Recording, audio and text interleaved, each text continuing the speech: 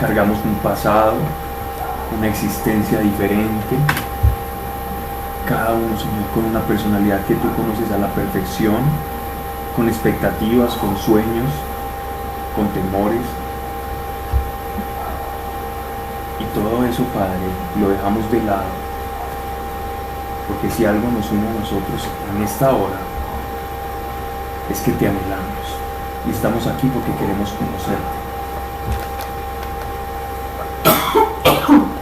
Tú eres el centro de nuestra vida, eres el centro de gravedad, nuestro eje, nuestro pilar, nuestra fortaleza, nuestro camino, nuestro futuro. Ha sido nuestro pasado, incluso desde antes. Señor, eres todo para cada uno de nosotros. Te invitamos a este lugar y te pedimos en el nombre de nuestro amado Hijo, de tu amado Hijo Jesucristo, nuestro Señor, que no se diga aquí cosa alguna que no esté de acuerdo a tu escritura y a tu revelación, mas ayúdanos a comprender lo ancho y profundo de tus palabras, y que la escritura y la revelación escrita, que hoy hacemos palabras, llegue hasta lo más profundo de las fibras de nuestro corazón, de nuestra mente, y sobre todo que podamos, Padre, ponerla por obras, y estas obras en amor. En el nombre de nuestro Señor Jesucristo, eres el invitado de honor. Amén. Ok, vamos ya finalizando la carta del apóstol Pablo a los Hebreos. Estamos, así es, y vamos a comenzar el capítulo 12. De hecho, ya habíamos mencionado algo, lo había dejado citado, pero comencémoslo desde el principio, desde el versículo 1. Solo nos queda otro capítulo más. Así que no sé si alcanzamos a empezar hoy un pasaje de un libro del Antiguo Testamento. Estaba pensando de pronto tomar algo del libro de los Proverbios, que es un libro sapiencial que nunca nos hemos acercado, por lo menos en este formato de charlas que damos acá, a los libros sapienciales. Pero lo bonito es que de 2 o 3 proverbios o 2 o 3 salmos, dependiendo del que elijamos estudiar o escudriñar, podemos prácticamente sacar mucho contenido para la instrucción para nuestra vida, de una forma muy práctica, muy contundente, y casi que se volvería una especie de charla, predicación sobre cada uno de los pasajes. Cierto que sí, podríamos intentarlo, a ver qué tal nos va. Entonces, libro de los Hebreos, capítulo 12, verso 1. Teniendo pues nosotros tal nube de testigos que nos envuelve, arrojemos todo peso y el pecado que nos asedia, y por la paciencia corramos el combate que se nos ofrece, puestos los ojos en el autor y perfeccionador de nuestra fe. Esta palabra aquí, perfeccionador, yo creo que hubiese una mejor palabra en el castellano, que sería la palabra consumador, ¿cierto? Sería una palabra más acorde, aunque esta traducción me encanta. La palabra, yo creo que consumador, porque el perfeccionador, si bien en el griego significa algo que no está completo y se tiene que ir completando, cuando se dice consumador es como que ya de antemano uno no confunde la palabra perfección como algo temporal o como algo perfecto como tal, sino que consumador ya implica un estado de temporalidad, ¿cierto? Cuando algo se consumó quiere decir que cumplió un ciclo. Entonces por eso la palabra sería el autor y consumador de nuestra fe. Y este pasaje es importante porque en apologética la palabra apología significa defensa. Cuando uno dice voy a hacer apología de algo, es como hacer defensa doctrinal, de algo que nosotros creemos, porque conocemos, porque sabemos. Este pasaje tiene un contenido apologético muy grande. ¿Por qué? Porque le están dando a Jesucristo prácticamente todo el sentido de lo que son las Escrituras. Hay un padre de la Iglesia, en los primeros 300 años del cristianismo, surgieron grandes padres de la Iglesia, hasta el siglo IV, también con San Agustín de Hipona. Y estos padres de la Iglesia tenían algo muy claro, y lo que tenían claro era este pasaje, que todas las escrituras deben leerse a la luz de Jesucristo, porque si las escrituras son las que nos dan a nosotros el sentido de nuestra fe, o por las escrituras, por las promesas que se desprenden de las escrituras, es que se suscita la fe, o yo pongo mi fe, mejor, en lo que las escrituras me dicen, entonces tengo que saber de quién o de qué me hablan las escrituras. Y si Jesús es el autor y consumador de la fe, entonces quiere decir que todas las promesas, desde Génesis, vamos a leer Génesis capítulo 3, versículo 10, donde ese pasaje se llama el protoevangelio.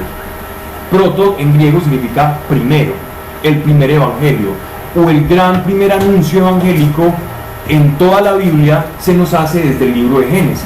El evangelio no es después de los profetas del Antiguo Testamento, no es después de Malaquías que uno pasa la hoja y aparece Nuevo Testamento, San Mateo.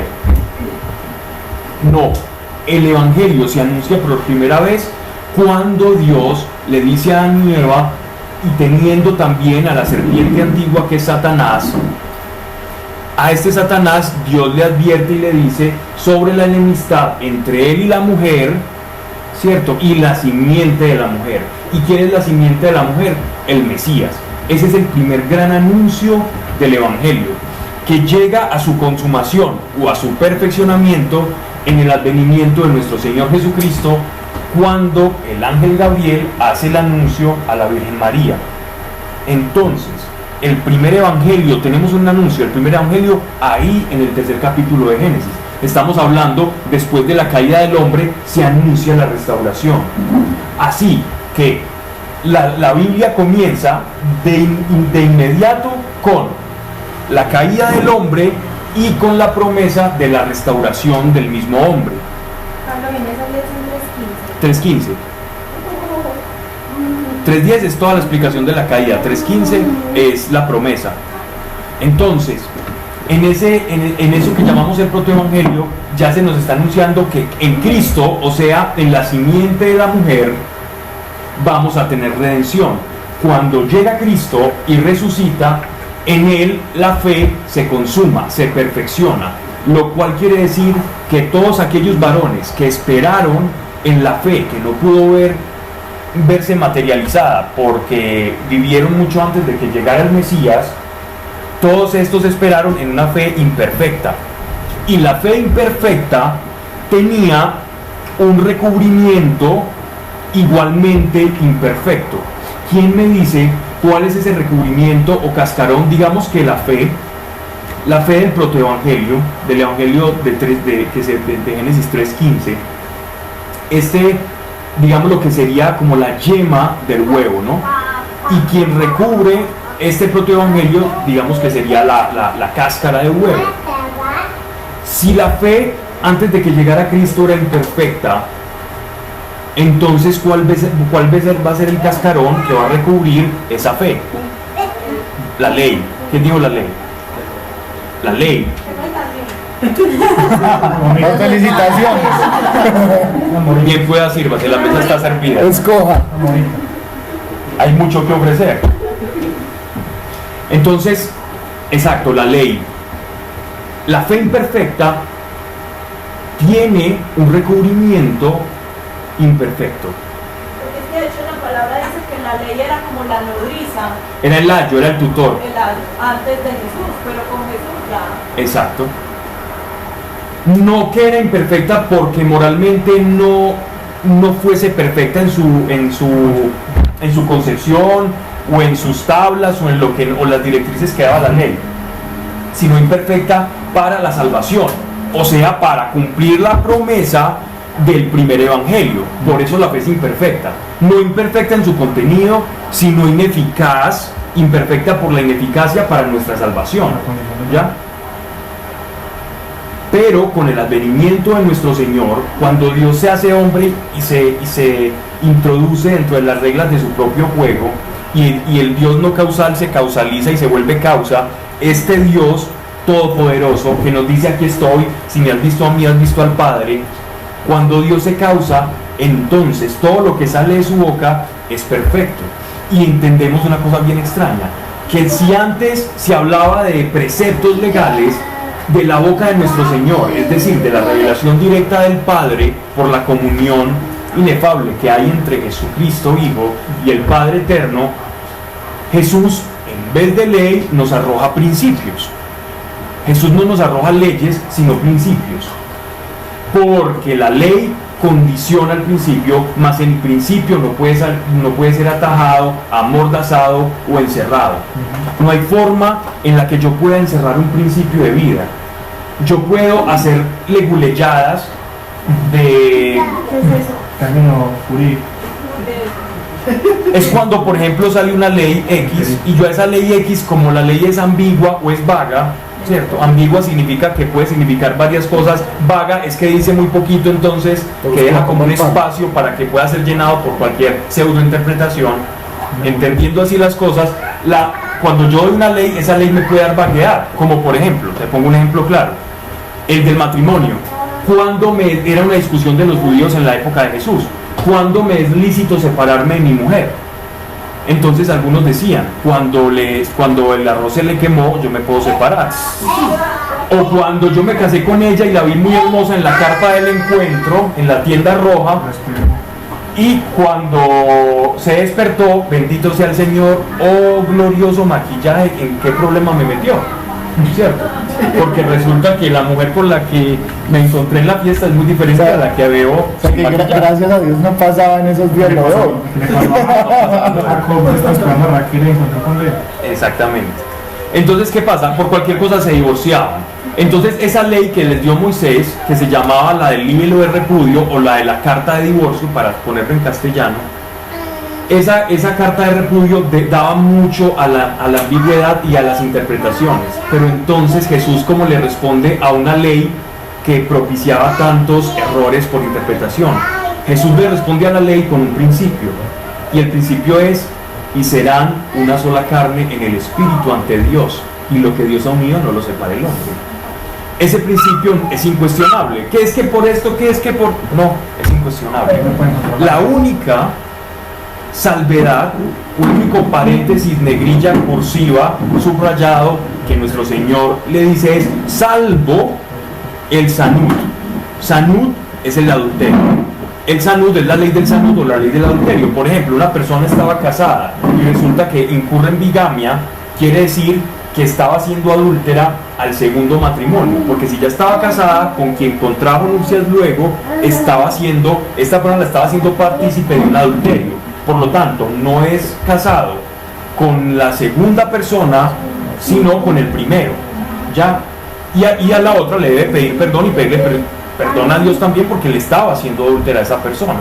Entonces Jesús nos da un principio, el principio ya, con el principio se va tanto la ambigüedad y la vaguedad. ¿Okay? Lo mismo ocurre con el diezmo en el Nuevo Testamento. En el Nuevo Testamento el diezmo es un principio, no es una ley, no es una regla. ¿Okay? Entonces dice, da según la medida que has propuesto en el corazón. Pero si me detengo a explicar ese pasaje, aquí nos quedamos media hora, pero lo explicaremos un día, que vale mucho la pena, que hay algo muy, muy, muy bonito ahí. Entonces dice, puesto los ojos en el autor y perfeccionador de nuestra fe. Entonces, ¿quién es el autor y perfeccionador de nuestra fe? Cristo. Por eso los padres de la iglesia, volviendo a como había empezado, siempre decían lo siguiente: toda escritura, toda, es cristocéntrica. Toda la escritura es cristocéntrica. Lo decimos incluso cuando empezábamos hace años, ¿se acuerda, Sebas? Decíamos que la manera correcta o ideal para uno acercarse a las escrituras es como si yo tuviese unas gafas, aquellas como las que uno va y utiliza en cine cuando va a ver cine 3D. Supongamos que la Biblia es la pantalla del cine, y cada vez que yo vaya a acceder a esta pantalla, es decir, las escrituras, la Biblia, las gafas que yo me debo poner son las gafas de Cristo, lo cual cada palabra que yo lea acá está anunciando o está prefigurando el advenimiento de nuestro Señor Jesucristo. Por eso dice que Él es el autor y consumador de la fe. Y cuando yo leo la Biblia en esa clave, entonces para mí la Biblia va a ser una completa revelación. Cuando yo arranco, separo, disecciono a Jesucristo del Antiguo Testamento, estoy cometiendo un gran atropello. Hubo una secta muy famosa que se desarrolló en el siglo V, VI, que fueron una de las segundas, terceras herejías que se empezaron a correr en la iglesia primitiva, y principalmente aludían a que en el Antiguo Testamento, eso le llamaba el dualismo, fueron una de las primeras herejías. El Nuevo Testamento decían que era el verdadero Dios, pero que en el Antiguo Testamento Yahweh, o Yahvé, o Jehová, como en algunas otras traducciones, era un Dios malo, por ese contraste. Entonces dicen, uno lee el Nuevo Testamento y Dios parece bueno, pero en el Antiguo Testamento Dios parece como el demasiado exigente, demasiado duro, y dice no matarás, pero acaba con todos. Entonces esos que comenzaron a elucubrar eso, perdieron de vista, no utilizando las gafas, y cuando veían lo que se les presentaba en esa pantalla, no podían leer y cayeron en herejías, que es lo que le pasa a cuando usted va a ver una película de las 3D, que son verdaderamente 3D y buenas. Vas a ver un montón de imágenes superpuestas con ciertos, digámoslo así, como con ciertas imágenes y sombras que uno no puede identificar qué es lo que está ocurriendo en esa pantalla. A lo sumo uno sí sabe qué está pasando, como ellos, pero desprovisto de las gafas de Cristo, difícilmente vamos a comprender la revelación. Y esto lo enseña el apóstol Pablo acá diciendo: puestos los ojos en el autor y consumador de nuestra fe, Jesús. ¿Okay? Miren que cada palabra que nosotros vamos leyendo amerita como un discernimiento profundo. No está ahí por casualidad, sino que nos habla el corazón y nos despeja mucho también, como cosas que uno a veces pasa de alto y lee rápido y se priva como del gozo de tener una revelación. Dime. Una pregunta. Yo he escuchado en repetidas ocasiones, he leído también, que la fe es un don. Entonces el que da la fe es Jesús. Sí, completamente. La fe es un don que todos tenemos, pero para que esa fe produzca, debe dirigirse a Jesús. Es decir, cuando dice el autor, es porque de él viene él nos da la fe, ¿cierto? Él no la produce, él nos la da como un don. ¿Qué es un don? Es algo que entra dentro nuestro, y cuando entra nosotros podemos hacer con ese don lo que queramos. Tú puedes hacer con el don de la vida lo que tú quieras. Lo mismo con la fe. Tú puedes hacer de la fe un tiro al aire o un tiro al blanco, ¿cierto? Entonces cuando dice que Él es el autor, es porque Él nos da la fe, y Él es el consumador porque en Él la fe obtiene su grado máximo y su perfección y su sentido. Y también por aquello que les estoy diciendo, se puede leer en esos dos niveles. ¿Okay? No que haya alguien sin fe, pues. O sea, todo el mundo tiene, hasta el que no cree tiene Un fe. día escuché a una persona que decía que no tenía fe. Que no le han dado la fe. Entonces le decía a otra persona que por favor orara para que se la diera. Está bien, el que crea que carezca de fe, pues pídala, ¿cierto? Pero ¿Y Dios qué va a hacer? Le va a dar una oportunidad para que la use. Y mira que incluso en la petición de la fe, Sí, que están era muy pidiendo sencilla, algo, como, está. Porque cree que hay algo que, pero claro, para sí, que me la que den. puede recibir. Ajá. Y ocurre lo siguiente: el problema es que, más bien, Señor, llévame a que la fe la ponga en ti, ¿cierto? Exacto. No. No en la cuenta de ahorros, no en el puesto que voy a tener, no en el puesto que tengo ahora, no en mis propios dones y talentos, porque hay personas que verdaderamente se tienen mucha fe, Ah, sí, sí. Dios es el llamado. y esa fe en sí mismo Dios te la permite. Dios permite porque como te digo, la fe es un don, y con ese don tú puedes hacer lo que quieras, pero si pones tu fe en el autor y consumador de la fe, de Él, el autor y consumador de la fe, vas a recibir lo que Él dice cuando ponemos su fe en Él. ¿Y qué dice Él? Quien viene a mí, No de su tendrá jamás interior, sed. correrá ríos de agua viva, no tendrá jamás sed. le daré vida eterna, lo resucitaré en el día postrero, en el Evangelio de Juan. Dependiendo donde yo ponga la fe, voy a obtener un resultado. Y si él dice, yo soy el camino, la verdad y la vida, me está diciendo, hey, yo soy el blanco. Si va a tirar su fe, que sea en este blanco. Si la tira ya tienes un pronóstico.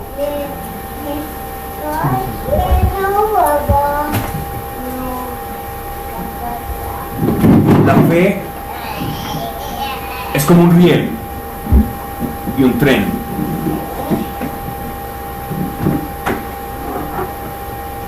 La locomotora es la fe, el riel es Jesús. La fe puede irse para cualquier lado. Si va por el riel, va a llegar a donde aquel que hizo el riel, autor y consumador de la fe, quiere que llegue el tren. Es decir, a buen puerto no, eso fuera si eran barcos. A buena estación. Y si se descarrila, es su fe. Llega el tren, pero a la nada. Exactamente. No va a llegar al lugar donde le corresponde. El símil es precario, pero yo creo que ilustra un poquito. Dice: el cual, por el gozo que se le proponía, soportó la cruz, sin hacer caso de la ignominia. Ignominioso, ignominia es desecho, o es lo mismo que oprobioso, oprobio. Son sinónimos de alguien que está siendo vituperado, falseado, despreciado. Y está sentado a la diestra del trono de Dios. Esta es una frase bien curiosa. El cual, por el gozo que se le proponía, soportó la cruz sin hacer caso de la ignominia, y está sentado a la diestra del trono de Dios. ¿Qué nos está proponiendo el autor de la carta a los Hebreos con esto de abandonando el gozo? Él está diciendo que en el momento de la crucifixión, o en el momento en el que nuestro Señor está en Getsemaní y acepta el cáliz es el sufrimiento, en ese momento Él renuncia a toda su deidad y soporta todos los vejámenes del pecado. Y nótese algo que muy pocas veces nos detenemos a meditar o a pensar. ¿Dónde creen ustedes que llevó Jesucristo nuestros pecados? ¿Quién me dice? No, ¿dónde los llevó? No a dónde. Sobre sí mismo, pero ¿qué parte de sí mismo? El aire de Dios, su cuerpo completo. Corazón. Físicamente, el cuerpo completo. Físicamente, en el alma no. En el alma no los llevó. El lugar espiritual. Ni en el espíritu tampoco. En la carne, en el cuerpo, en la carne. En el cuerpo. Jesucristo llevó nuestros pecados en su cuerpo. Físicamente. Solamente en su cuerpo. Jesús no entregó su espíritu. Porque es el espíritu de Dios. Pero quedaron en la ira. Escuchen esto, nótese esto. Miren en el Evangelio, cuando nuestro Señor dice, en tus manos encomiendo ¿qué? ¿Y dónde deja el cuerpo? Nos entregó ¿qué? En la última cena. Esta es ¿qué? Y esta es ¿qué? Que derramaré por todos ustedes, la sangre y el cuerpo. Jesús no entregó ni el espíritu ni el alma. Jesús debería morir la carne. Jesús nos entregó su cuerpo, que era lo que nos podía dar. El espíritu le pertenecía a Dios, su cuerpo le pertenecía a sí. El cuerpo de Cristo era el rasgo de libertad que tenía nuestro Señor, porque Dios se hizo libertad en sí mismo cuando se causó. Cuando la causa no causada se causó, Él se dotó de la libertad de desprenderse de ¿qué? De su propio cuerpo. Y fue sobre su cuerpo, dice el profeta Isaías, sobre el que Él llevó nuestros pecados, ni sobre su alma, ni sobre su espíritu, porque su espíritu no podía contaminarse. Quien se contaminó fue su cuerpo. Jesucristo contaminó su cuerpo, su espíritu no, ni su alma tampoco. Todos esos pecados que han reservado la ira de Dios. La ira cayó sobre su cuerpo y se consumó la ira. Y esos pecados, la ira de Dios es como el... Exactamente. La ira de Dios es la crucifixión. Oye, yo tengo una pregunta. ¿Por qué en el cuerpo de Jesús hay lo que Dios no puede estar junto con el pecado. Por eso, Pues, por eso Me estás dando, precisamente me estás dando la respuesta. despojara. Porque sobre su cuerpo, a su cuerpo lo sometió a pecado, pero su espíritu no podía someterse a pecado. No que él haya pecado, no que él haya pecado. Cargó sobre sí, sobre su cuerpo, los pecados. toda la consecuencia de los Vamos a Hebreos, y vamos a Levítico, y vamos a Éxodo. Los corderos. ¿Cómo tenía que ser el cordero? Perfecto, hermanos. Dicen que el cordero tenía que ser manso. Dicen que el cordero tenía que ser tenía que tener algunas facultades mentales, bueno, no podíamos hablar de instintivas diferentes. No, en ninguna parte del libro dice que sea un cordero mansito, que se deje sobar, que no se encabrite. Nosotros que se encabritaban los caballos, pero un corderito encabritado se vería muy bonito. ¿Qué dice sobre los corderos? Solo se habla sobre su cuerpo. Solo se habla del cuerpo del corderito. Cordero sin mancha, pero sin mancha no es una mancha moral, sin mancha en su cuerpo. ¿Qué nos estaba anunciando? Que el Mesías, pese a que sí nos dice que era manso él, un cordero manso, iba a recibir sobre su cuerpo los pecados del hombre. Por eso dice, en tus manos encomiendo mi espíritu, porque mi cuerpo ya ha soportado toda la calamidad y el peso del pecado. La Biblia le dice también que, Padre, ¿por qué me has abandonado? Sí, pero está recitando el Salmo, el Salmo de la que no. Es una referencia como porque igual de Tamás, como su cuerpo recibió el Su pecado, cuerpo. ya no podía estar como en comunión. Ya su cuerpo estaba separado completamente de Dios, pero su espíritu no, porque él deja su cuerpo y en sus manos encomienda el espíritu. Pero en ese instante se separa de la gloria de Dios. El cuerpo, el cuerpo, pero no el No la espíritu. deidad, exacto. No el espíritu. O sea, Miren esto que uno pocas veces se detiene a meditar, pero que nos habla mucho, no solamente de esto, sino de lo importante que es el cuerpo para Dios también.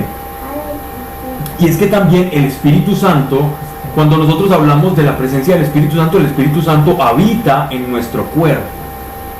El Espíritu Santo habita en nuestro cuerpo. Dependiendo de cómo llevemos esa realidad, vamos a experimentar más o menos el poder o la manifestación del Espíritu en nuestra vida. Entonces tenemos que ser cuidadosos con nuestro cuerpo en muchos aspectos de la vida también, ¿cierto? Que vemos, que escuchamos, que hablamos, porque de lo que entra por los ojos y nos lleva a hacer cosas, o por nuestros pensamientos y después se lleva a actos, contamina el cuerpo, ¿cierto?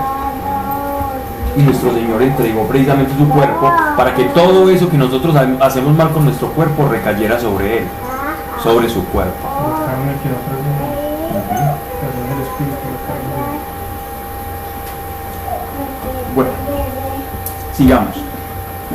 Entonces, el cual por el gozo que se le proponía soportó la cruz sin hacer caso de la ignominia y está sentado a la diestra del trono de Dios. Ese gozo que se le proponía era el gozo espiritual sin pasar por el Getsemaní, sin pasar por la crucifixión. Él, a pesar de eso, entregó su cuerpo y pudo haber gozado de esto, pero no.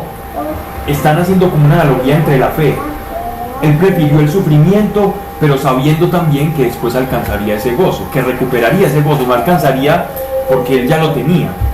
Desde el principio éramos él y yo, el Padre y yo. Cuando uno lee el Evangelio de Juan, que es tan profundo, nota la preexistencia de Jesucristo antes del nacimiento, porque hay muchos entre comillas creyentes que dicen que Jesucristo es criatura. Jesucristo no es criatura. Criatura significa creado, que fue creado. Jesucristo no fue creado.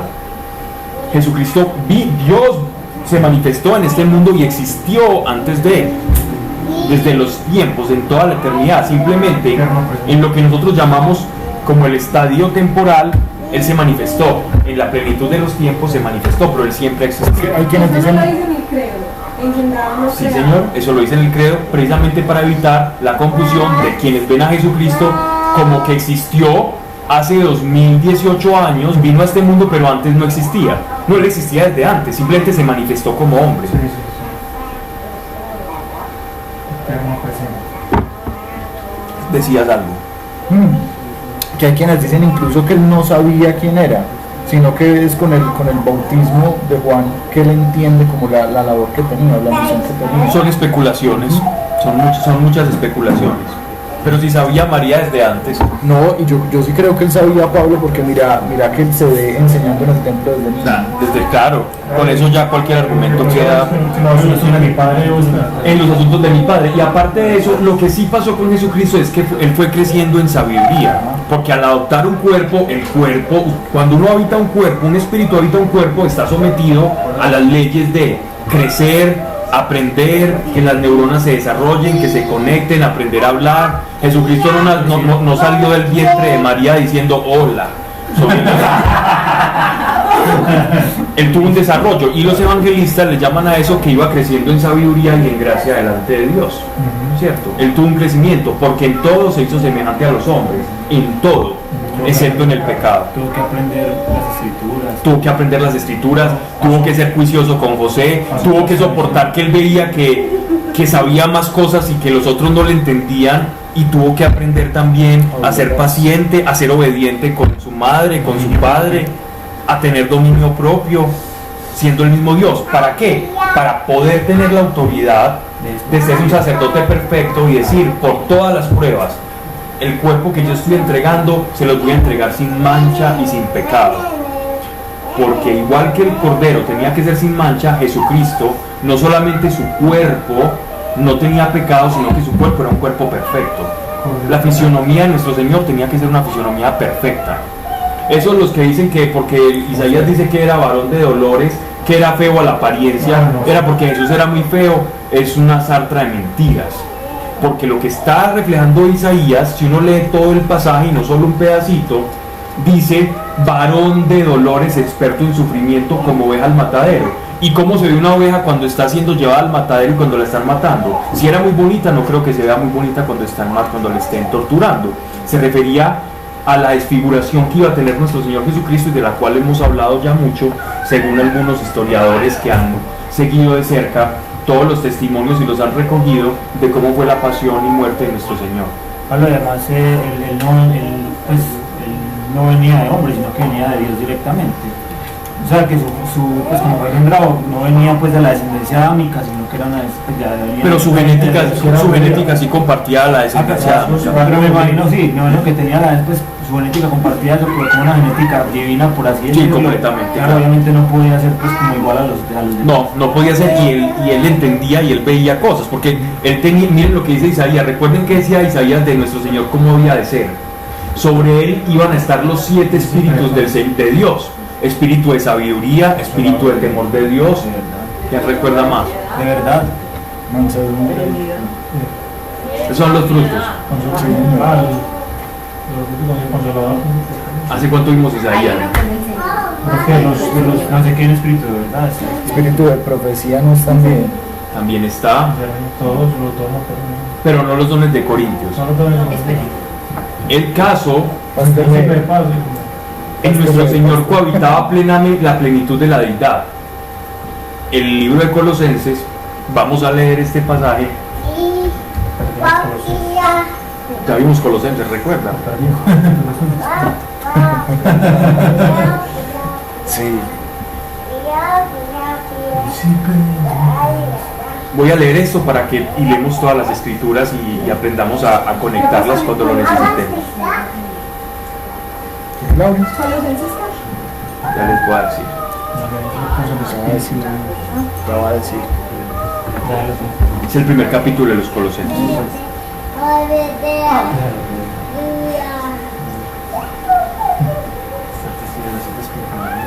Voy a leerlo desde el versículo 17. No, empecemos desde el principio. Esto era un himno que casi se cantaba en la iglesia primitiva. Esto es un himno. Estas palabras de Pablo se pueden cantar y son muy bonitos. Si uno quiere saber quién es Jesús, Colosenses capítulo 1:12. Damos gracias a Dios Padre que nos ha hecho capaces de compartir la herencia del pueblo santo en la luz. Él nos ha sacado del dominio de las tinieblas y nos ha trasladado al reino de su Hijo querido, por cuya sangre hemos recibido la redención, el perdón de los pecados, por la sangre, no por su espíritu. Él es imagen de Dios invisible. Él es imagen de Dios invisible. Noten esto, que esto es una maravilla. Y me emociono incluso diciéndolo. ¿Qué es la fe? Por la fe, lo invisible se vuelve visible. Por la fe, nuestros antepasados alcanzaron las promesas. De tal manera que de lo invisible se hace lo visible por medio de la fe. Miren esto. ¿Quién es el autor y consumador de la fe y por qué nuestra fe debe ir al Hijo? Por esto. Él es la imagen de Dios invisible. Si Dios es invisible para nosotros, Cristo es la fe invertida, o lo que espera la fe es como que Dios dice: voy a hacerme la fe para ustedes. Jesucristo es el autor y consumador de la fe. Es como si se desenvolviese a sí mismo Dios y se manifestase como debería ser. Por eso le decía Juan y a los apóstoles, y se extrañaba cuando le preguntaban que muéstranos, enséñanos dónde está Dios. Exacto, y estaban viendo la imagen visible del Dios invisible caminando y comiendo con ellos. Quien ve a Cristo ve al Padre. Yo no entiendo la Trinidad. Conténtese con que viendo a Jesús estás viendo la imagen del Dios que es invisible para tus sentidos. ¿Querés algo más? ¿Querés que Dios se baje más que un hombre para que lo veas? ¿O querés que sea un gigante de media ciudad? Si se hizo hombre para que le viésemos. Entonces miren cómo todo se conecta y la fe tiene sentido, y por eso la fe debe ser a Jesucristo, ¿no? Dice, Él es la imagen de Dios invisible, primogénito de toda criatura, porque por medio de Él fueron creadas todas las cosas. ¿Cómo por medio de alguien que es criatura fueron creadas todas las cosas? Sería imposible, porque las cosas fueron creadas por Él, y si antes de Él Él existía, ¿qué quiere decir? Que nada fue creado sin Él. ¿Y qué dice el Evangelio de Juan? Y sin Él nada fue creado. Sin el Verbo nada fue creado. Por lo tanto, Cristo es preexistente. Cristo ha existido y ha coexistido con el Padre. ¿Ok? Porque por medio de Él fueron creadas todas las cosas, celestes y terrestres, visibles e invisibles. ¿Qué nos dice acá? No solo la creación que nos narra Génesis, sino también la creación angelical. Los ángeles son criaturas, son creaciones de Dios, al igual que nosotros. Y todas las cosas, incluso los ángeles, son criaturas. Ahora sí tiene sentido el pasaje de Apocalipsis donde dice, y cito así: y toda rodilla se doblará al nombre de nuestro Señor Jesucristo. Toda rodilla, ¿por qué? Dice, tanto las cosas que están altas como las cosas que están bajas. ¿Por qué? Porque de Él provienen. Todo el mundo va al mismo reconocer. Y miren lo que dice ahí: tronos. Los tronos están hablando de las jerarquías angelicales, dominaciones, principados y potestades.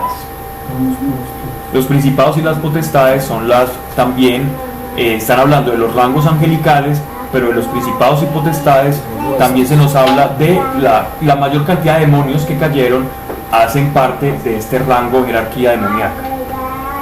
Todo fue creado por Él y para Él. Todo fue creado por Él y para Él. Él es anterior a todo. Si no entendíamos estos pasajes, entonces nos dicen, no, todo esto que estoy diciendo ahora tiene para sintetizarlo más. Él es anterior a todo y todo se mantiene en Él. Él es también la cabeza del cuerpo, que es la iglesia. Él es el principio, el primogénito de entre los muertos, y así es el primero en todo, porque en Él quiso Dios que recibiera toda la plenitud, y por Él quiso reconciliar consigo todos los seres. Mi paz os dejo, mi paz os doy. Esa es la verdadera reconciliación. los del cielo y los de la tierra, haciendo la paz por la sangre de su cruz. La cruz es el puente entre el cielo y la tierra. El dibujito que nos hizo Guillermo en el seminario. ¿O me equivoco? Vamos, era así. Cuando dice que todas las rodillas se doblarán, es que lo reconocerán como Dios supremo, o no es eso, Va a ser- lo van a alabar y Es porque va a pasar automáticamente. El que quiera, así el que no quiera. así que no creyó, no soy. Le tocó. Como la aprensión. O sea, Total. pero todos los demonios sí saben quién es Jesús. Pues, No, pero no importa que no sepan, se van a tener que arrodillar. Eso se arrodilla. o sea, es literal Es literal. la sometimiento. Como cuando lo aprenden, Pues llegan y libre. preguntan quién es Jesús. Ajá. Cuando él dice yo soy, dice que todos caen. No caen al piso. De hecho, Reconoce su nombre. esto no es condicional a si quiero o no. Esto va a ser una cosa que No hay forma de- no hay libertad. Todas rodillas se doblarán. ¿Qué habrá? ¿Qué sí pasará? Unos lo harán con tristeza y con rabia, otros lo harán felices y gozosos y ni siquiera. Y antes de que el Señor diga que ya vamos a estar arrodillados hasta de cabeza postrados en tierra. O sea, hasta el más ciego espiritualmente se va a sentir. Porque es que me imagino que ya en ese momento no habrá, o sea, ya lo podrá ver y pues ya. Sí, claro. Ya usted ya lo va a ver usted, ya no lo puede negar, entonces igual, o sea arrodilla o le Pero pongo por ejemplo, una rodillas. persona, Pablo, que murió pues sin No importa. Cristo, sentiría tristeza por no haberlo conocido. Seguro, claro. Claro. Lo único que sentirían rabia son los demonios, pues lo resisten. Pero entonces ahí qué pasa, si el Dios que es nunca justo. lo reconoció, pues Se va a arrodillar y porque entonces es como cuando hay un temblor muy fuerte. sí. Y usted se cree el chacho de Aguadas. Sí, a mí no me pasa nada, a mí no me da miedo de nada, pero el temblor lo hace mover igual. ¿No? Es como así, va a ser algo completamente, una fuerza completamente externa que te tocó y todos vamos a caer de rodillas. La diferencia es que unos vamos a estar en el temblor felices y gozosos, otros van a sufrir y pero igual van a ser víctimas del temblor. Para nosotros va a ser el gozo. Sí, está el temblor. Se verá en qué lado está. Se va entonces lejos de que no lo recomiendan. Ya complementaste. Muy bien. Dice, Pablo, por acá están los 7 espíritus de. Ah, Ha hecho la tarea. Gracias, mami. Gracias, madre. la copialina, el pastel, la trampa.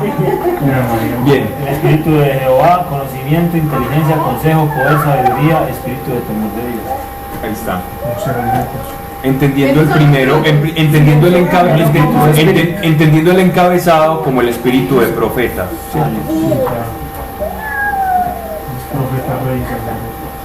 El cual, por el gozo que se le proponía, soportó la cruz sin hacer caso de la ignominia y está sentado a la diestra del trono de Dios. Verso 3. Pablo, tengo una pregunta. ¿Sabemos cómo es el trono? Sí, en Ezequiel, En Apocalipsis. en Apocalipsis, ¿Qué es de un Apocalipsis? hay una descripción. Búscalo en Ezequiel y te va a decir cómo es. Y en el libro de Enoch también se nos habla algo de ello. En el libro de Enoch apócrifo del trono. Se nos habla del trono de Cristo. Ya lo dimos. Solo estuvimos. Ustedes dos. Ah, no se lo vale. No, un curso intensivo del que hizo se Hay que transmitir el conocimiento. Ah, vos también estuviste, mira. Sí. Pues que está calladito por allá. Ah, qué bueno. No, pero hay muy poquita gente que lastimosamente. Ok, vamos, es un libro que nos puede demorar un año más o menos. Apocalipsis no está montado en YouTube, no está montado en YouTube. está. Y no Un hay año. oraciones, nada. Por lo extenso. Yo creo que sí. ¿Ok? Bueno, vamos, versículo 3. Traed pues, ya no nos está hablando de la magnificencia de nuestro Señor, sino que ya nos está hablando a nosotros, ¿ok? Él nos acaba de dar una revelación. Ahora, respecto a esta revelación que el apóstol Pablo nos está dando, viene la parte práctica, o la parte que concierne a nosotros respecto a esto que nos acaba de enunciar. Traed pues a vuestra consideración al que soportó tal contradicción de los pecadores contra sí mismo. ¿En qué consiste esa contradicción? En que un ser puro tenga que cargar lo que es impuro, que no le corresponde. Eso es una contradicción. Para que no decaigáis de ánimo, rendidos por la fatiga. ¿Qué nos dice? si yo tomo en consideración y en estima a Jesucristo, yo soy su servidor, tengo que tener la actitud frente al sufrimiento que nuestro Señor tuvo frente al sufrimiento. Entonces, no que en la vida no vaya a haber sufrimiento, pero como decía el rey David, hasta mis huesos se desprenden, la carne se desprende de mis huesos, me excuso, pero en ti yo espero, y en el guardián y en el vigía de Israel, dice otro salmo. Entonces, es esa fe que te levanta, que medita en nuestro Señor, que medita en la palabra de Dios y que te da fuerzas, ¿cierto? Y que te da ánimos, porque la fe anima, la fe que no anima entonces no es fe, es temor. Y que no nos confundamos con eso. Verso 4. Aún no habéis resistido hasta la sangre en vuestra lucha contra el pecado, refiriéndose pues el apóstol Pablo a sabiendas de que la iglesia iba a sufrir una gran persecución que a la fecha todavía no se había suscitado. Se iba a suscitar con Domiciano, Vespasiano, Nerón y los grandes, Adriano, los grandes persecutores de la iglesia en años más adelante. Verso 5. Y os habéis ya olvidado de la exhortación que a vosotros como a hijos se dirige. Esto lo habíamos hablado la vez pasada. Hijo mío, no menosprecies la corrección del Señor y no desmayes reprendido por Él. Proverbio y un salmo. Sí. Proverbio 3:11 y Salmo 94:12.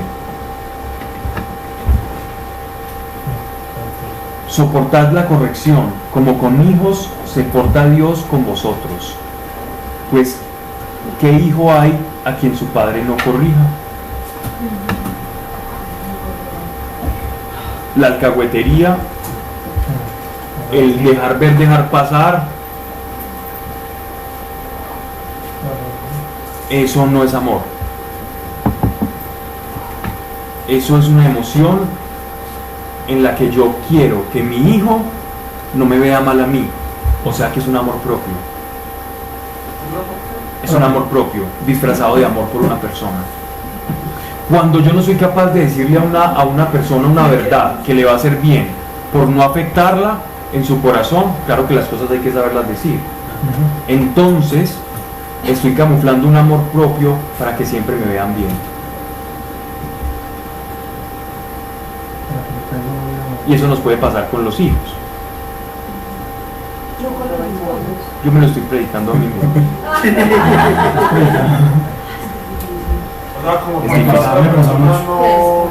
¿Por qué estoy diciendo todo esto? Con base en este pasaje en los que decimos, pero si Dios me ama, ¿por qué? ¿Cómo se conjugan amor y reprensión al mismo tiempo? Precisamente por eso. Porque como me ama sabe que si crea un hijo caprichoso, entonces va a sufrir más. Pablo, no es como lo que le dice Pablo a Timoteo, que cuando exhortar a los otros a hacerlo con amor. Con amor, exacto. Pero aquí hay que exhortar. Pero hay que exhortar. Hace poco estaba predicando, para ser más exactos, el lunes, en la noche estaba predicando en un grupo como de 180 personas. Y hice una pregunta cuya respuesta me dolió mucho. Me dolió mucho. Estamos hablando de más o menos unas 160 personas en un salón. Y hice una pregunta que la verdad estaba contando con que la mayoría de personas iban a tener la mano levantada y unas pocas no, para poder seguir con mi exposición. Pero mi pregunta fue tan simple como esta: ¿quiénes saben que van a resucitar? ¿Quiénes creen que van a resucitar? Y no, yo sé que aquí todos alzamos la mano. Hasta los pies, bueno, el pie.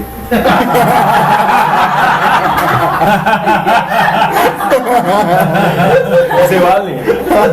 Se vale. Sí. Miren,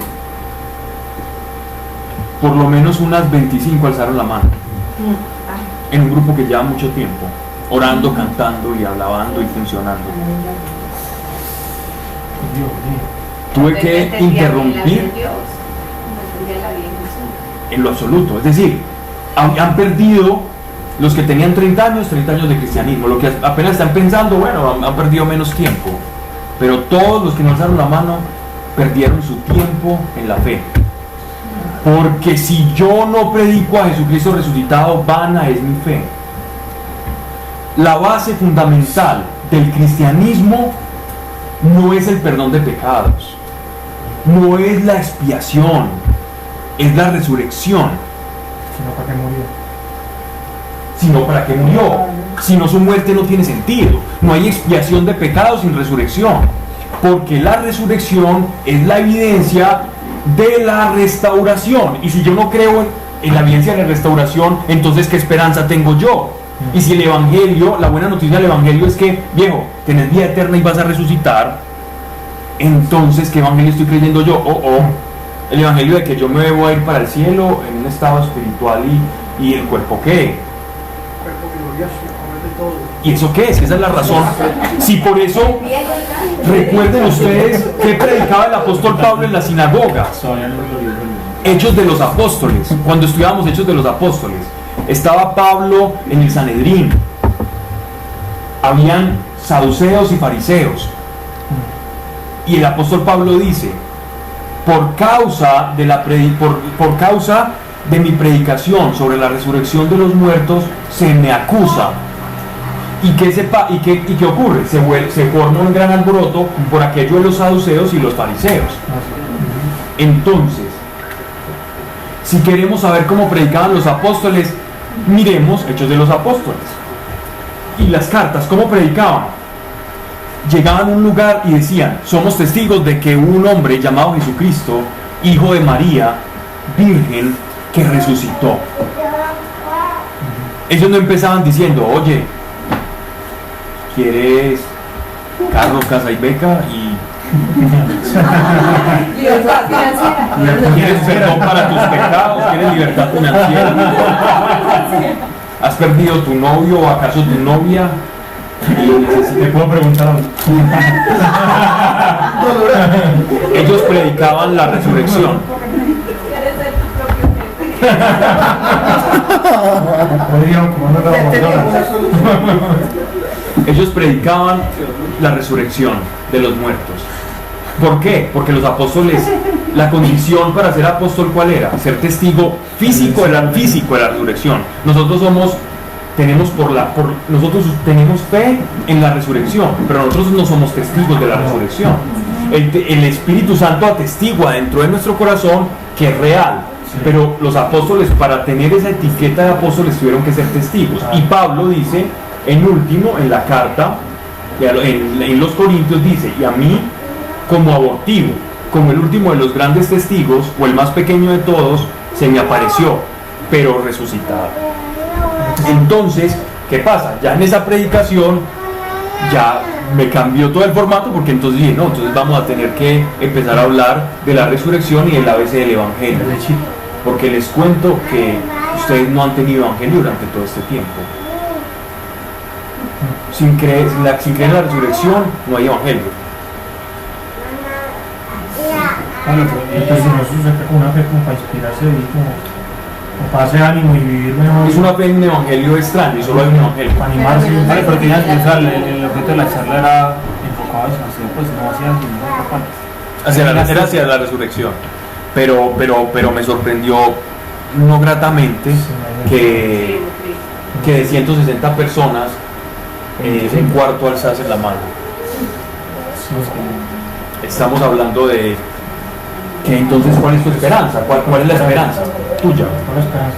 Y no olvides hacer la pregunta al final. Estar bacaneado y tener como una esperanza ahí en vida y bacaneado y sentirse culo. Ok, así es.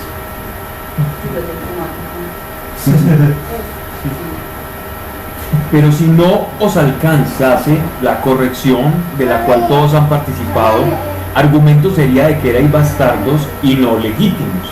Es decir, cuando Dios nos corrige, es sinónimo de que somos hijos. Y yo di un ejemplo cuando estábamos hablando en la charla pasada sobre algo de cómo tuve una corrección de Dios en el acto, que me dolió mucho, pero a la vez me alegró porque dije, bueno, Dios me quiere y me cuida y me quiere corregir. Y si me quiere corregir es porque me quiere, porque quiere que me vaya bien y que no hable mal y que no hable maldición, sino que de mi boca salga bendición.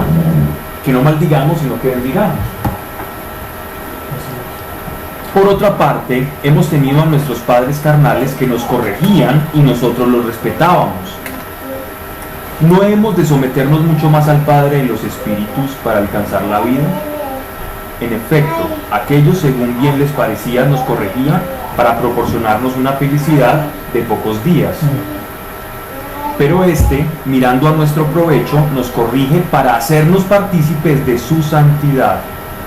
Ninguna corrección parece por el momento agradable, y esto es bien para todos y esto es muy claro, eso no hay que exponerlo, sino dolorosa, pero al fin ofrece frutos apacibles de justicia a los ejercitados por ella.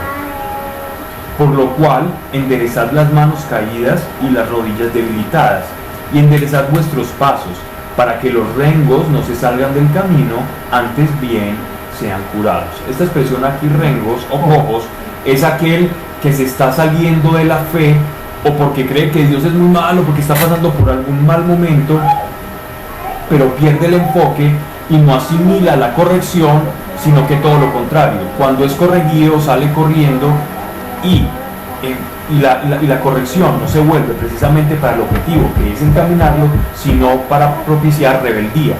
Y es que han visto que hay personas que cuando se les corrige es como si les hundiesen un botón que diga pataleta, turboacción de rebeldía.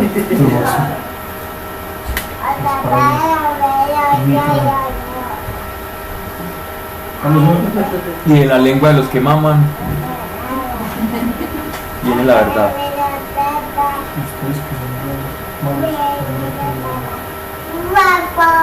Versículo 14. No, déjenla. Procurad la paz con todos y la santidad. Estas ya son como los consejos o las recomendaciones finales. Verso 14. Procurad la paz con todos y la santidad, sin la cual nadie verá a Dios. Estas palabras ¿a qué les recuerdan? Al sermón de la montaña. Sin las cuales nadie verá a Dios. ¿Qué es la santidad? Parecernos a Jesús, sí. ¿Qué es la santidad?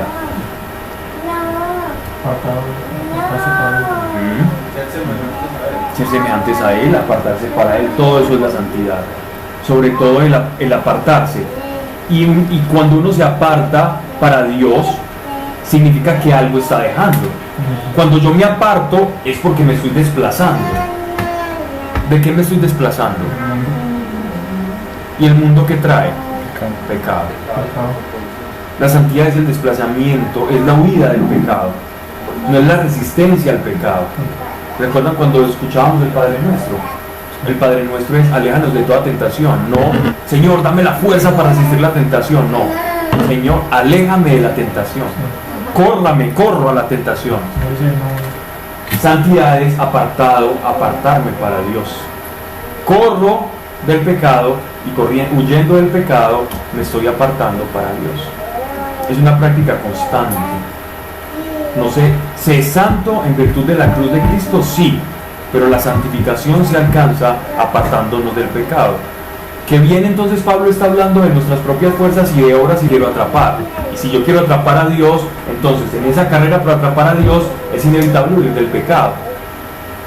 El problema es cuando ya empiezo a dejar de anhelar a Dios, porque ya entonces empiezo a bajar la guardia, ya no empiezo a correr en pos de Él, sino que empiezo a ser seducido por aquellas lucecitas, por otras cosas del camino, y en medio de esas distracciones, entonces pierdo el enfoque. Pero mientras seamos seres temporales, vamos a poder arrepentirnos y enmendar el camino. No importa en qué momento, no importa si te arrojaste del piso 20 y cuando vas por allá en el 9, en el 11 te arrepientes. Ese es el don que nos dio a nosotros ser libres, a diferencia de las criaturas angelicales que no pueden arrepentirse porque ellos no viven en el tiempo. Y el arrepentimiento solo se puede dar mientras estemos en el tiempo. En el no tiempo, toda decisión es una decisión eterna. Dice, mirando bien que ninguno sea privado de la gracia de Dios. Que ninguna, aquí gracia de Dios no se refiere al favor en sí también, sino que se refiere a la vida en gracia o a la vida futura, al regalo de la salvación. Y escuchen esto, que ninguna raíz amarga brotando la impiedad brotando la impiedad y corrompa la fe e inficcione o infecte a muchos. ¿Qué puede deteriorar mi fe? No pasemos de alto esto. Que ninguna raíz amarga brotando la impida y corrompa la fe. ¿A qué raíz se refiere? Al pecado. Pero ¿qué tipo de tentaciones? Ya nos va a decir aquí en el verso 16. Como una raíz. O cómo este tipo de cosas afectan la fe. Mirad que ninguno incurra en fornicación. Fornicación proviene del griego porneia, de ahí viene la palabra pornografía. Ninguno incurra en fornicación, es todo aquello que atenta contra la reproducción o la manera en que Dios concibe el cómo nosotros vamos a procrear. ¿Cierto? Cómo nosotros nos vamos a reproducir. Eso es fornicación.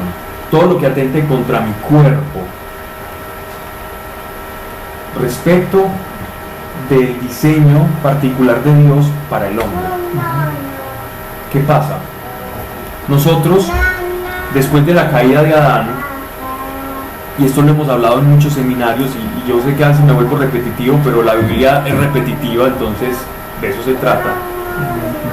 Nosotros fuimos desprovistos o quedamos completamente fragmentados después de la caída de Adán. ¿En qué consiste esta fragmentación? En que ya nuestro cuerpo, nuestra alma, o sea, consideremos alma como emociones y pensamientos, parte intelectiva, intelectual, racional y emociones, que es la respuesta a esa parte intelectiva. Toda esa parte quedó desfragmentada del espíritu. Nosotros somos seres espirituales, pero estamos fragmentados. Y al estar fragmentados, nuestras emociones y nuestra razón no le obedece al espíritu. Por eso somos carnales y no somos espirituales. ¿Cuándo se habla de que alguien es una persona espiritual? Cuando su razón y sus emociones están sometidos al querer del espíritu. Completamente, claro que sí. Una persona espiritual es cuando está guiada por el espíritu. ¿Quiénes son los espirituales? Los que son guiados por el espíritu. ¿Quiénes son los carnales? Los que son guiados por la carne. ¿Qué pasa? Que nosotros llevamos tanto tiempo en una inercia carnal, que en esa inercia carnal degustamos mucho y solo de los placeres de la carne, pero no conocemos o no hemos experimentado las mieles del espíritu. ¿Quién aquí ha experimentado alguna llenura del Espíritu Santo en oración o en algún momento de su vida? ¿Qué es una llenura del Espíritu Santo? Es como cuando uno siente una presencia casi rayando en lo físico y física. ¿Qué se siente? Agradable, ¿no? ¿Tú cambiarías eso por un tipo de pecado que te dé placer? Siendo honestos. Quien haya experimentado o haya degustado el Espíritu, ¿cambiaría eso por placer?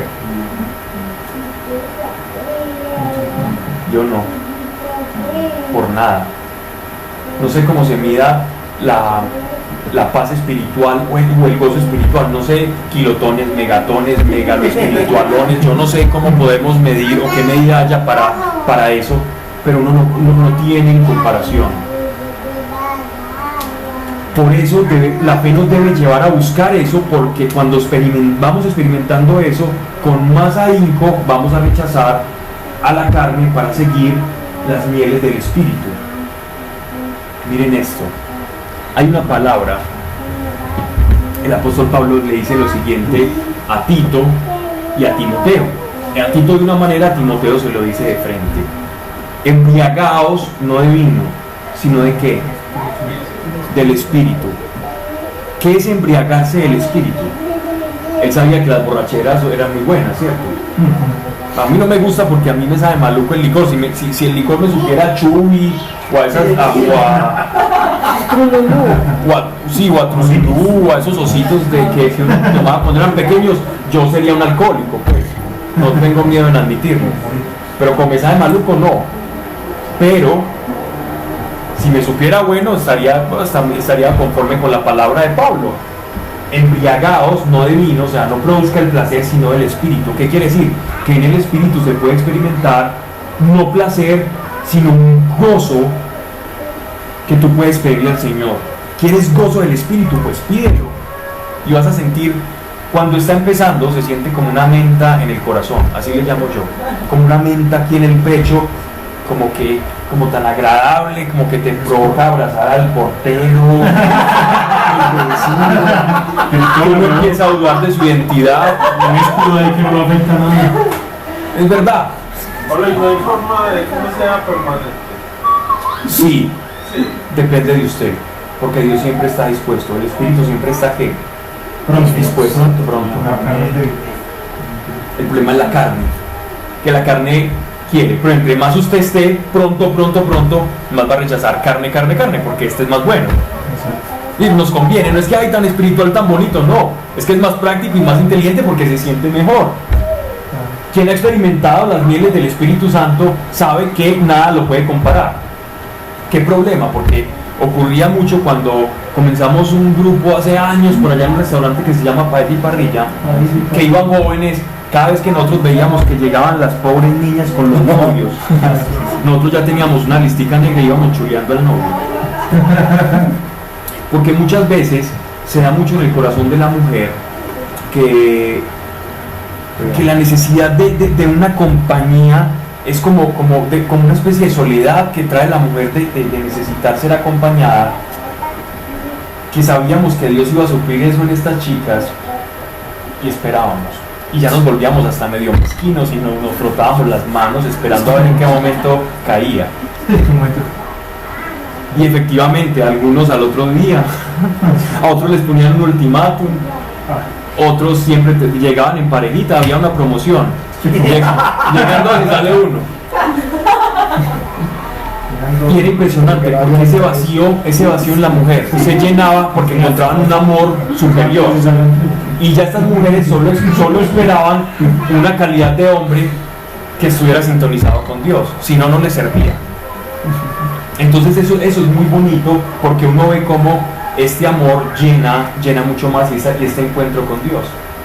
Que aún así, a pesar de algo tan fuerte en una mujer y en los hombres pues también, solo que lo veíamos un poco más recurrente en las mujeres, ocurría eso. Sí. Entonces, mira que ninguno incurra en fornicación, no sé por qué llegué hasta por esas periferias. Impureza o impiedad, como Esaú, que vendió su primogenitura por una comida. ¿Qué pasó? Esaú pensó satisfacer su carne desconociendo los beneficios espirituales. Ojo, y aquí va el ejemplo de lo que ilustra lo que estamos hablando. Esaú experimentó placer cuando se comió ese guiso de lentejas. La carne. ¡Qué rico! Obtuvo su premio. La carne te premia. Perfecto. Ahí tienes tu premio. Estabas muy cansado, muy agotado y vendiste la bendición por el plato de lentejas. Dios se molestó. Fue el uso de su libertad. Dice que Dios lo aborreció por ese acto. ¿Qué quiere decir? Que Dios aborrece. Cuando dice aborrece, es decir, Dios no quiere que nosotros elijamos la carne porque la carne es temporal y no nos va a satisfacer.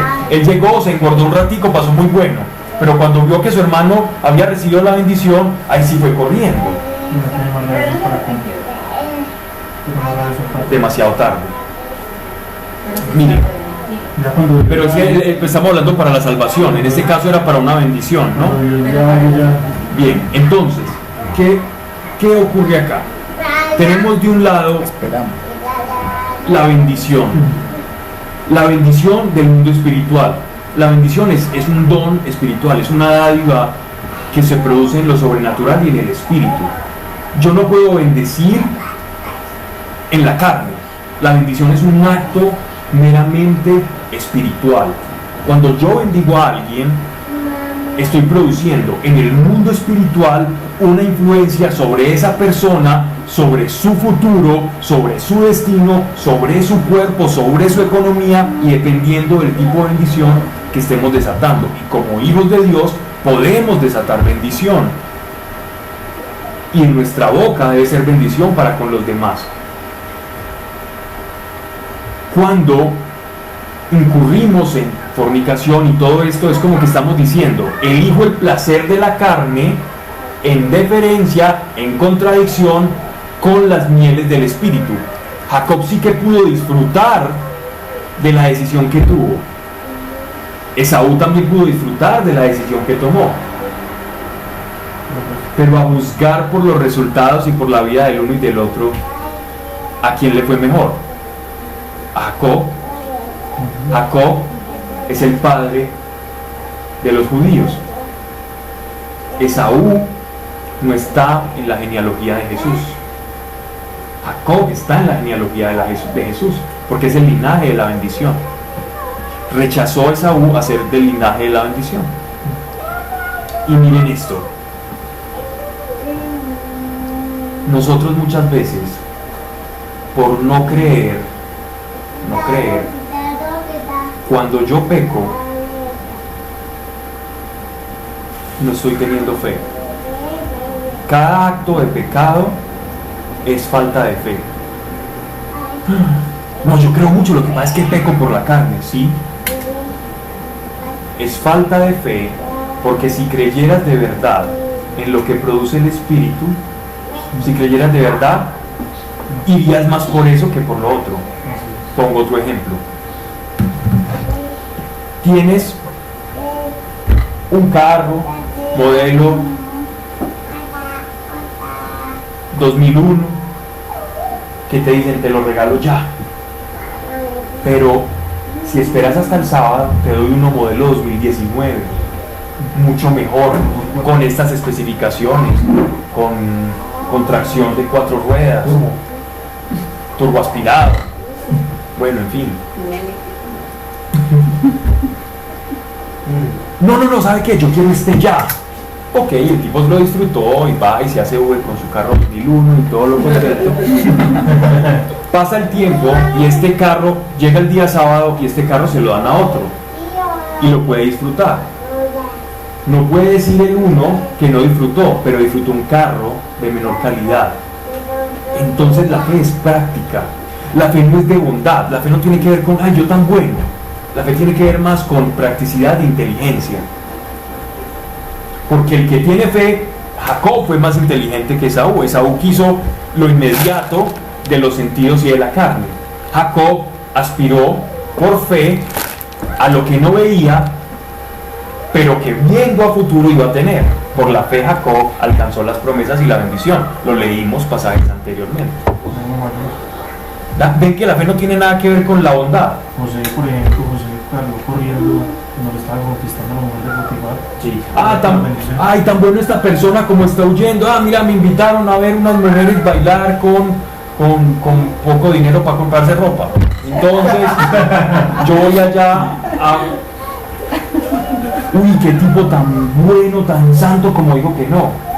Tan bueno y tan santo no, tan inteligente. Porque sabe que si guarda su cuerpo y guarda sus ojos, entonces cuando se encierre con Dios va a experimentar cosas que allá no va a experimentar. Y la recompensa va a llegar grandísima. Y ni siquiera recompensa. Pues, bueno. Bueno, sí, recompensa. Sí, recompensa. Sí. Porque Eso es una recompensa, es un fruto. Entonces, ¿quién fue más inteligente? ¿Quién fue más bueno? ¿Qué es la bondad? Eso es de practicidad. ¿Cierto? Bueno solo es Dios. El que cree en Jesús es muy práctico, es decir, tú tienes palabras de vida eterna, entonces no iré sino ante ti, le dice Pedro. Señor, ¿a quién seguiré si solo tú tienes palabras de vida eterna? Eso es lo más práctico que una persona puede decir. Señor, yo no sé, hermano, pero usted es el único que me ofrece esto, allá voy. Como, me están ofreciendo tantos créditos, esto es el mejor, por eso lo sigo. el pueblo perece por falta de comida. Ay, pero qué tan interesado. Pues así es. ¿O es que creemos que la fe no tiene un interés? Si la fe quiere alcanzar algo es porque tiene un interés de alcanzarlo. Ya que por la fe el Espíritu Santo actúe en mí y desenmascare mi falsedad y me dé bondad, eso ya es de Dios y no mío. Es de Dios y no mío. Ok, mirad que ninguno incurra en fornicación, impureza o impiedad, como Esaú, que vendió su primogenitura por una comida.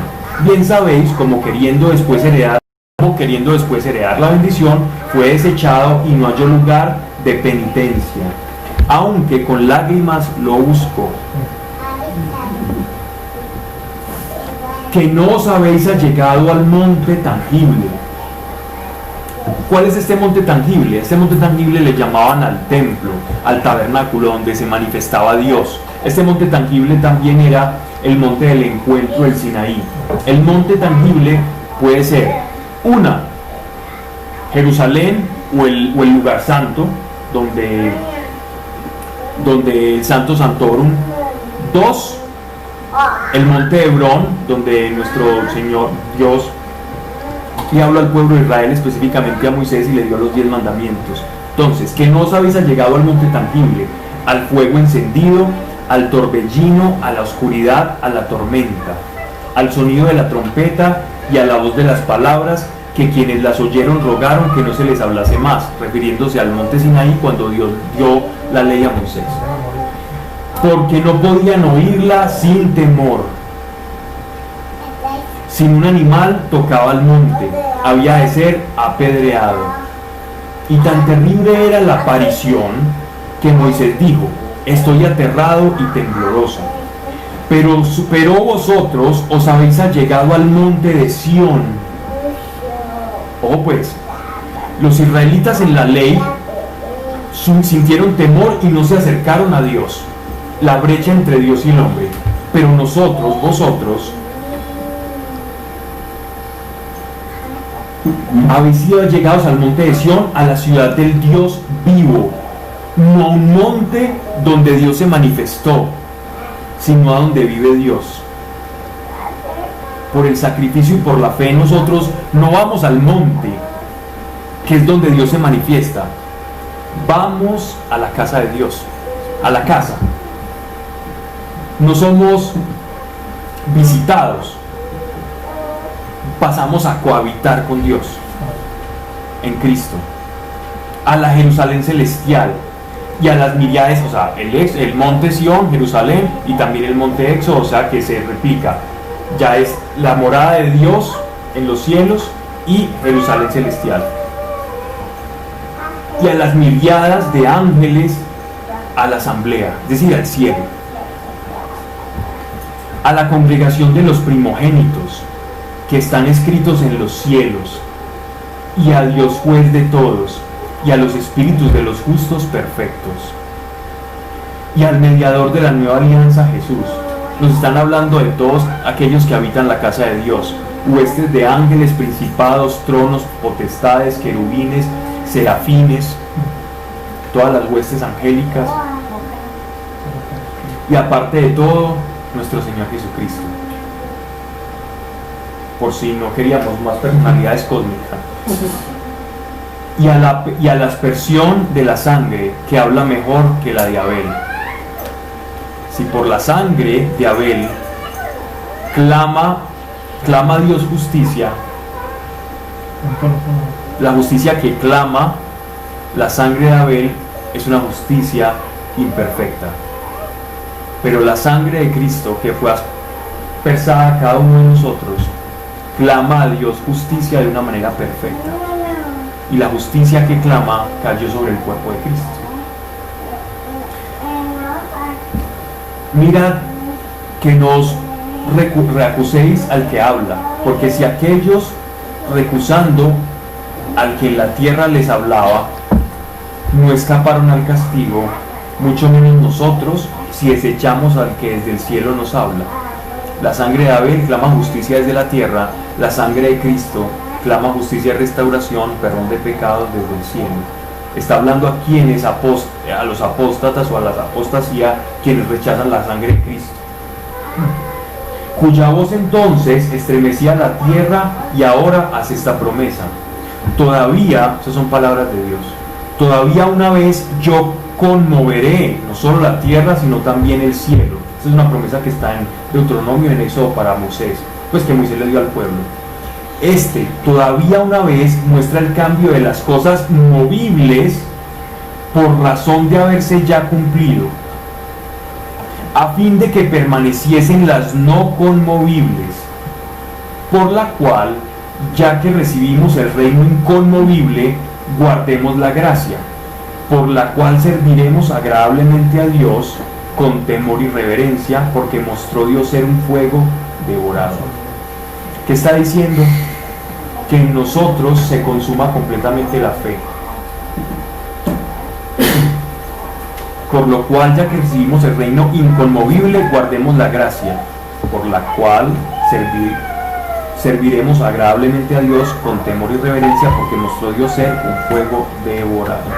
Con más razón nosotros, que estamos cercanos al cielo y que recibimos una mejor calidad de promesa, sirvamos y caminemos conforme a esa promesa y no seamos como Esaú ni como aquellos que se alejaron y reacusaron esa ley y esa palabra que les fue dada, sino antes bien acojámosla favorablemente, sirvámosla y caminemos con temor. Este temor no es correr de Dios o tenerle miedo, sino saber de lo que nos estamos perdiendo. Miren que aquí el pasaje es muy claro: temor de aquello que me estoy perdiendo, de aquella mejor porción que Dios tiene preparada para mí por mi manera carnal de observar y no espiritual. Ser espiritual es práctico, ser carnal no es práctico. Ser espiritual no es ser bueno, aunque siguiendo el camino del espíritu la bondad se manifiesta. Es práctico, es inteligente, es consecuente, es valioso y es prudente. Vamos entonces a dejar un solo capítulo estudiado para continuar en la próxima charla y darle fin a la carta a los hebreos y comenzar, bien sea con Proverbios o con algún libro profético o histórico, puede ser alguna de Reyes, ¿no? Padre Dios, gracias por cada persona que has traído, Señor, aquí a este lugar, Padre. Gracias. Gracias por tu cuerpo que entregaste por nosotros. De la misma forma que tú entregaste tu cuerpo, ayúdanos a cuidar el nuestro, Señor. Para entregarte algo de manera sana, santa y ofrecerte algo, Señor. Cuando tú dices que el culto racional o nuestro culto racional es el sacrificio, Padre, en nuestras oraciones y en nuestro cuerpo hacia ti, entregándote las manos, los pies y todos los miembros de nuestro cuerpo, Señor. Ayúdanos a entregártelos de una manera digna y guarda nuestros ojos, así como tú guardaste los tuyos. Guarda nuestro corazón, guarda nuestros oídos, guarda nuestra boca de dañar con nuestras palabras, con esa perfidia con que a veces hablamos, Señor, sabiendo que dañamos a otros, o con pequeñas sutilezas, dardos o aguijones, como para que alguien se entere que estemos molestos, Señor. Y esa actitud apesta, tus narices te desagrada, Señor, porque así tú no caminaste en la tierra. Que cuando exhortemos o tengamos que decir la verdad a alguien, sea con amor, como nos gustaría ser tratados. Ayúdanos pues, Señor, a guardar también nuestras manos, nuestras piernas y todas las partes de nuestro cuerpo, para acercarnos a la semejanza del varón perfecto, nuestro Señor Jesucristo, y que ninguna cosa que haya sido dicha acá sea como mero conocimiento, sino que sea un conocimiento que se practique, que vaya al corazón y que se manifieste en obras, Padre, como la fe debe ser, como lo has dejado establecido, en el nombre de Jesucristo de Nazaret. Amén. Gracias, Pablo. A ustedes. Gracias. Terminamos.